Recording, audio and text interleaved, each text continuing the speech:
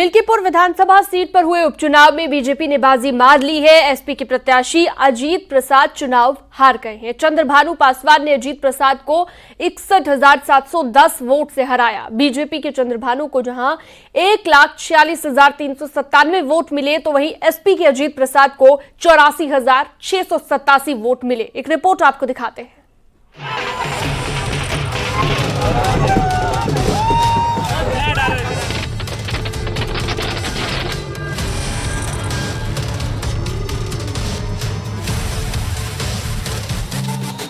मिल्कीपुर की लड़ाई के नतीजों ने साफ कर दिया है कि उत्तर प्रदेश में योगी मैजिक पूरी तरह से बरकरार है। पिछले उपचुनाव में तो बीजेपी ने विपक्ष का सुपड़ा साफ किया ही था। मिल्कीपुर में भी बम्पर जीत के साथ इस फैक्ट को और मजबूत कर दिया।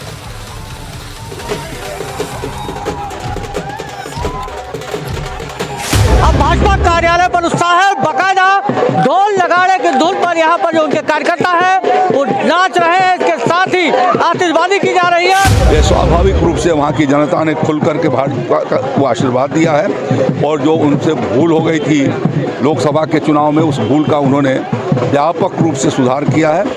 मिल्कीपुर उपचुनाव में बीजेपी के चंद्रभानु पासवान ने समाजवादी पार्टी के अजीत प्रसाद को करारी शिकस्त दी है।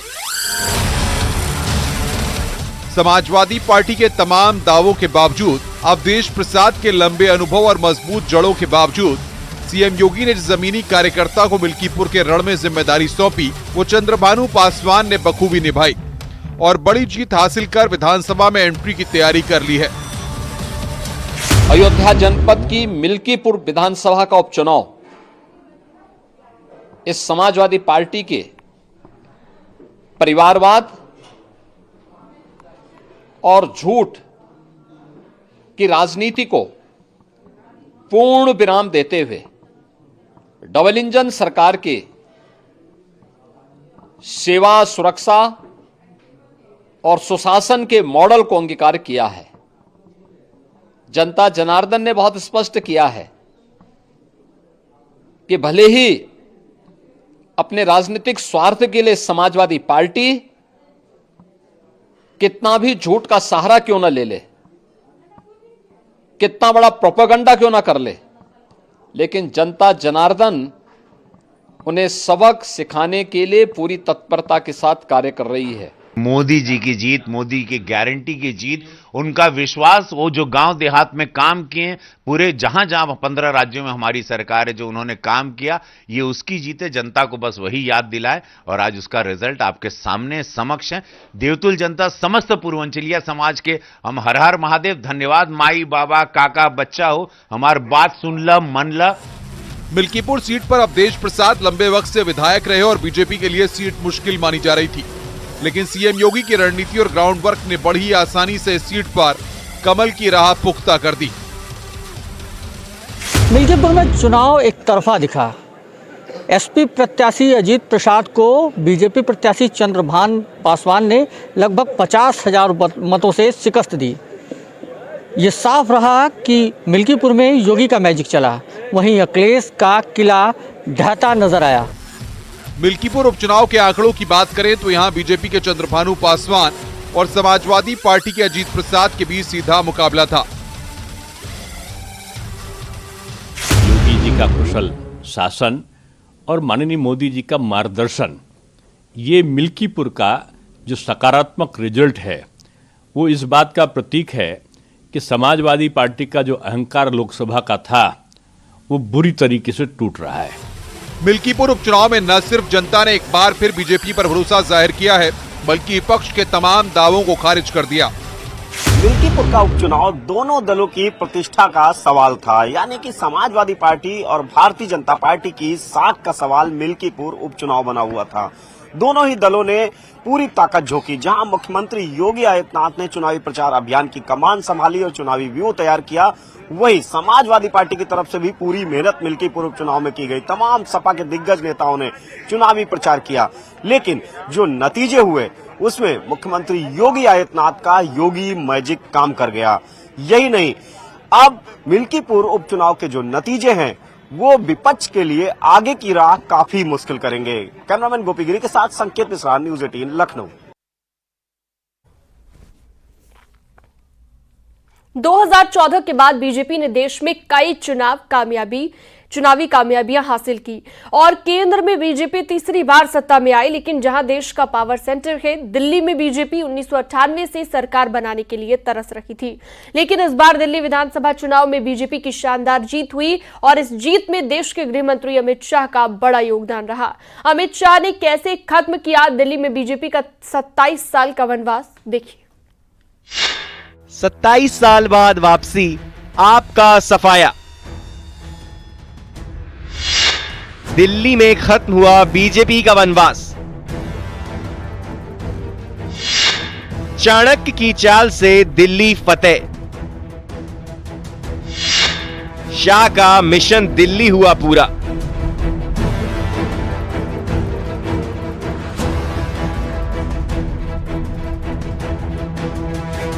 दिल्ली विधानसभा चुनाव में बीजेपी की शानदार जीत हुई और इस जीत में देश के गृह मंत्री अमित शाह का बड़ा योगदान रहा। शाह की नीति ने दिल्ली में वो कर दिखाया जिसका इंतजार बीजेपी को पिछले 27 सालों से था। दिल्ली चुनाव को लेकर शाह ने इस बार प्रचार फ्रंट फुट पर किया और दिल्ली में बीजेपी का वनवास खत्म करने में अहम योगदान निभाया। शाह ने दिल्ली में कुल 18 कार्यक्रम किए, जिसमें 12 जनसभाएं और 4 रोड शो शामिल थे। अपने चुनावी अभियान के दौरान अमित शाह ने दिल्ली की जनता से सीधे जुड़ते हुए उनकी समस्याओं को जाना और उनकी हर समस्या के समाधान का आश्वासन दिया। गृह मंत्री अमित शाह ने 11 जनवरी को झुग्गी बस्ती के लोगों से जुड़ने के लिए नई दिल्ली के JLN स्टेडियम में झुग्गी बस्ती सम्मेलन किया। उसके बाद 25 जनवरी को राजौरी गार्डन और त्रिनगर विधानसभा में बीजेपी का संकल्प पत्र का विमोचन किया। अगले दिन 26 जनवरी को नरेला विधानसभा में जनसभा की। फिर 28 जनवरी को कस्तूरबा नगर और बदरपुर विधानसभा में रोड शो किया। साथ ही कालकाजी विधानसभा में जनसभा की। 30 जनवरी को शाह ने रोहिणी, वजीरपुर और नई दिल्ली विधानसभा में जनसभा की। इसके अलावा शालीमार बाग विधानसभा में रोड शो किया। 1 फरवरी को शाह ने मुस्तफाबाद और करावल विधानसभा में जनसभा को संबोधित किया।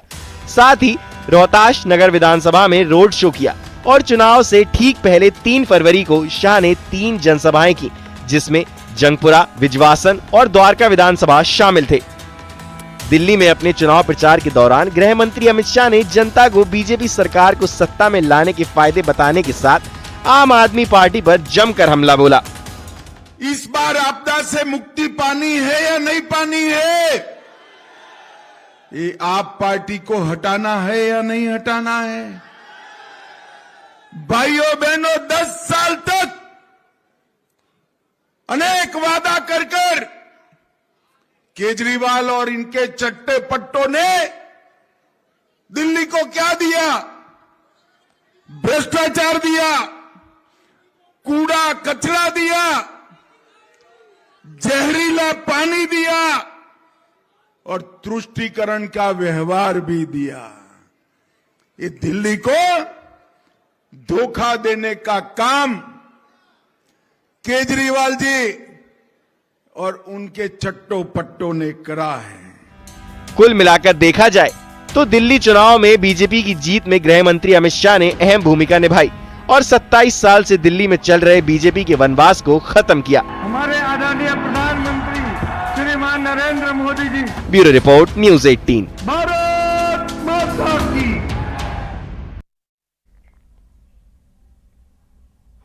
आगे बढ़ते हैं और नई दिल्ली में अरविंद केजरीवाल को हराने वाले परवेश वर्मा की बात करते हैं, जिनसे न्यूज़ 18 के मैनेजिंग एडिटर अमीश देवगन ने खास बातचीत की है।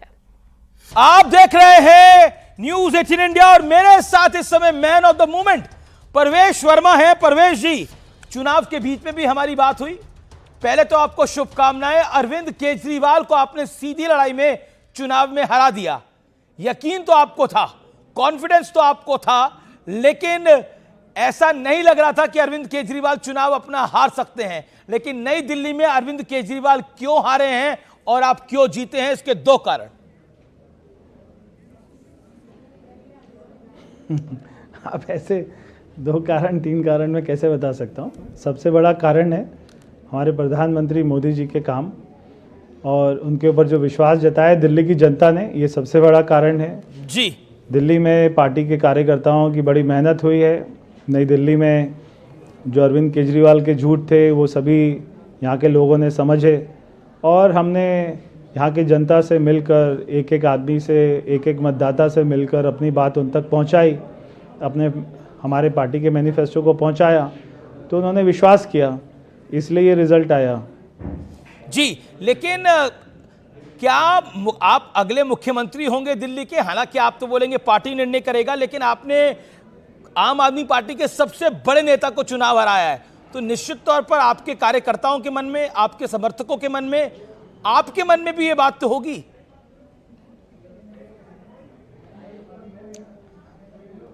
देखिए, जो पार्टी के जितने एमएलए जीते हैं सभी के कार्यकर्ताओं के मन में ये होता है कि उन्हीं का विधायक सीएम बने। तो कार्यकर्ता के मन में क्या है वो अलग बात है, मगर मैंने कभी कोई ऐसा केस नहीं होता है कि आदमी अपने बारे में यहाँ पे हमारी पार्टी नहीं, में तो मैं आपका सीवी देख रहा हूं, आप 2 बारी के सांसद हैं, 1 बारी के विधायक हैं, आपका सीवी मजबूत है इस लिहाज से। नहीं, बहुत सारे लोग हैं। जब हमारा विधायक दल बैठेगा वो फैसला करेगा, पार्टी की लीडरशिप मोहर लगाएगी, नाम सबके सामने आएगा, सभी को मंजूर होगा। जी, लेकिन क्या ये एक इमोशनल मूवमेंट भी है आपके लिए, नई दिल्ली की सीट पर जीतना? मेरे लिए है, क्योंकि मेरे पिताजी के बहुत सारे सपने थे जो अधूरे हैं। मैंने यही सोचकर कि बहुत सारे काम करने हैं, तो पार्टी ने इतना मेरा साथ दिया है, यहाँ के कार्यकर्ताओं ने बड़ी जी जान से मेहनत करी है। मेरे लिए चुनौती भी है, मेरे लिए चैलेंज भी है इतने सारे काम करना और सबकी उम्मीदों पे खरा उतरना। तो मैं कोशिश करूँगा कि 20 घंटा काम करूँ दिन में और ये सारे काम कर पाऊँ। जी, लेकिन आपकी जीत का अगर मैं एक कारण पूछूं तो आपकी राय में वो कारण क्या होगा, और अरविंद केजरीवाल की हार का एक बड़ा कारण आपको क्या दिखाई देता है? आपकी जीत का एक कारण और केजरीवाल की हार का? अरविंद केजरीवाल जी के झूठ हमारी जीत का एक कारण है। प्रधानमंत्री नरेंद्र मोदी जी के देश में सारी योजनाएं, उनका विश्वास, जो सारी जनता का विश्वास है उन पर, वो सबसे बड़ा कारण है जीत का। और अरविंद केजरीवाल जी की हार का सबसे बड़ा कारण है उनके झूठ, बार बार रोज सुबह शाम झूठ बोलना, ये उनका हार का सबसे बड़ा कारण है। अब ठीक है, आप अमित शाह से मिले जीतने के बाद, अब गृह मंत्री अमित शाह से मिले, तो मुलाकात हुई तो क्या बात हुई, क्या कहा गृह मंत्री अमित शाह ने आपको? परवेश भाई, देखिए, मैं तो हमारे जो जितने भी पार्टी की लीडरशिप है सभी से मिलकर मैं उनका धन्यवाद करने गया था और मैंने उनका धन्यवाद किया और ऐसी कोई चर्चा नहीं हुई। मैंने केवल धन्यवाद किया। मैं ये नहीं पूछ रहा आपकी चर्चा नहीं हुई, लेकिन अरविंद केजरीवाल को हराने के बाद उनका पहला वर्ड क्या था आपको? What is said to you? नहीं, उन्होंने आशीर्वाद दिया। उन्होंने कहा कि अच्छा रहा, आपने बहुत मेहनत करी। मैंने उनको बताया कि कार्यकर्ताओं ने बहुत मेहनत करी है, तो उन्होंने मेरे को बधाई दी और बस केवल इतना ही। मैं वहाँ पे 2 मिनट के लिए बात हुई। जी, चलिए, आज तो थोड़ा अब आप रिलैक्स होंगे, जीत हो गई है, तो सेलिब्रेट कैसे करेंगे? कार्यकर्ताओं के साथ, फैमिली के साथ, how you will celebrate today? Parvesh Verma. कार्यकर्ताओं के साथ अभी आपके साथ कर रहा हूँ चैनल पे, और अभी आपके दर्शकों के साथ कर रहा हूँ, और अभी अपने कार्यकर्ताओं के साथ करूंगा जिन्होंने मेहनत करी है। तो कौन सी मिठाई पसंद है आपको खानी? आज तो मेरा व्रत है, एकादशी का व्रत है आज। एकादशी का व्रत है आज आपका, तो व्रत का फल मिल गया है आपको, व्रत का फल भी मिल गया है। लेकिन ऑन अ लाइटर नोट, मैं हमेशा एकादशी का व्रत रखता हूँ। जी, बिल्कुल। ऑन अ लाइटर नोट, क्या आपको लगता है कि जो आरोप आप पे लगाए गए, इतने सारे आरोप लगाए गए, आम आदमी पार्टी के एक पूरा विंग आप पर अटैक कर रहा था, बहुत सनसनीखेज आरोप लगाए, ये हो रहा है, वो हो रहा है, उन सबको भी जवाब मिला है? आज आप क्या कहना चाहते हैं उन सब आरोपों पर, उन सब बातों पर? अमीश भाई, छोड़ो कल की बातें, कल की बात पुरानी, नए दौर में लिखेंगे मिलकर नई कहानी। मैं केवल इतना ही कहना चाहता हूँ। जी, छोड़ो कल की बातें।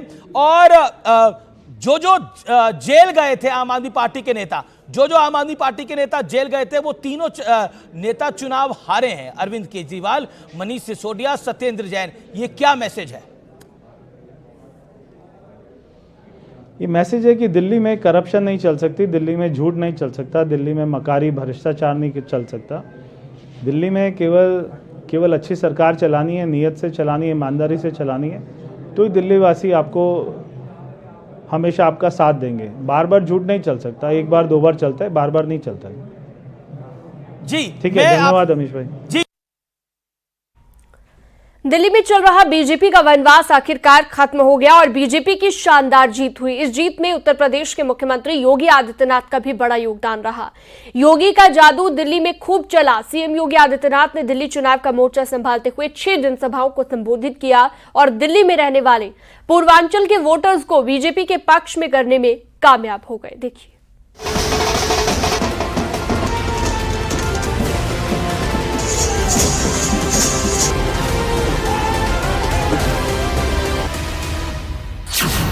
दिल्ली विधानसभा चुनाव में बीजेपी की शानदार जीत हुई, जिसमें उत्तर प्रदेश के मुख्यमंत्री योगी आदित्यनाथ का बड़ा योगदान रहा। योगी का जादू दिल्ली में चला। जहां उत्तर प्रदेश के मुख्यमंत्री योगी आदित्यनाथ के दिल्ली चुनाव का मोर्चा संभालने से पहले ही उनके खास चुनावी स्लोगन बटेंगे तो कटेंगे दिल्ली में पहले से ही सुर्खियां बटोरे हुआ था।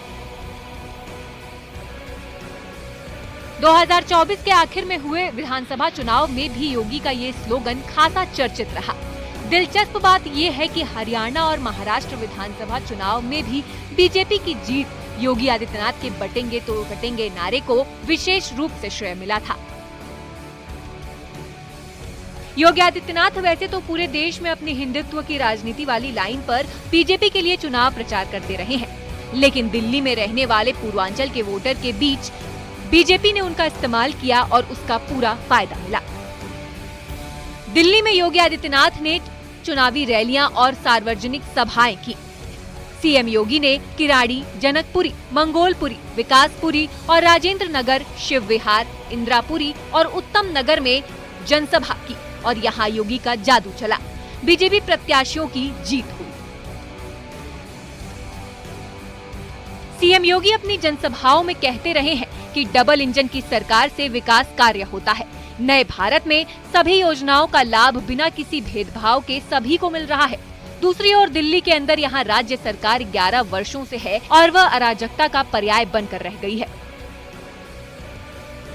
देश में ये पहला राज्य सरकार और पार्टी है जिसके ऊपर भ्रष्टाचार का मुकदमा दर्ज है।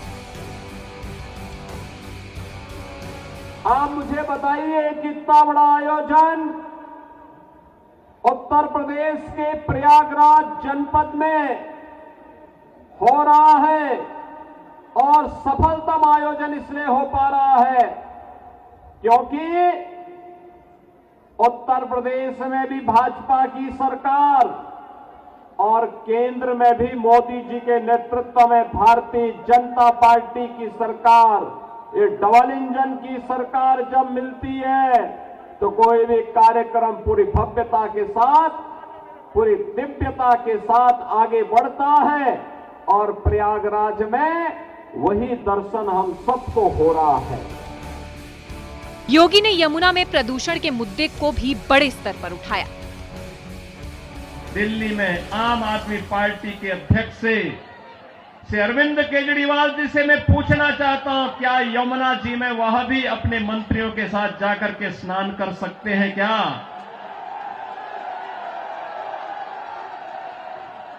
अगर उनमें नैतिक साहस है तो उनको इसका जवाब देना चाहिए।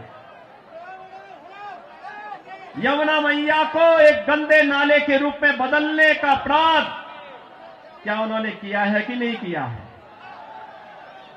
और अगर वह व्यक्ति इस बात का अपराधी है तो फिर मुझे नहीं लगता है कि जिस जनता जनार्दन की इस अदालत में उन्हें कोई माफी दी जानी चाहिए। योगी अपने भाषणों में कहते रहे हैं कि केंद्र की तरह दिल्ली में भी बीजेपी की सरकार बनेगी तो पीने का साफ पानी के साथ स्वास्थ्य और युवाओं को अच्छी शिक्षा के साथ उन्हें रोजगार भी देगी।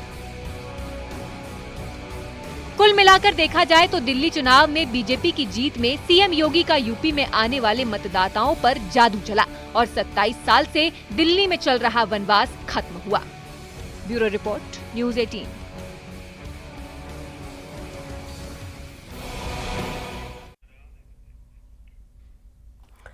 रुकते एक छोटे से ब्रेक के लिए, लेकिन न्यूज 18 पर खबरों का सिलसिला लगातार जारी है।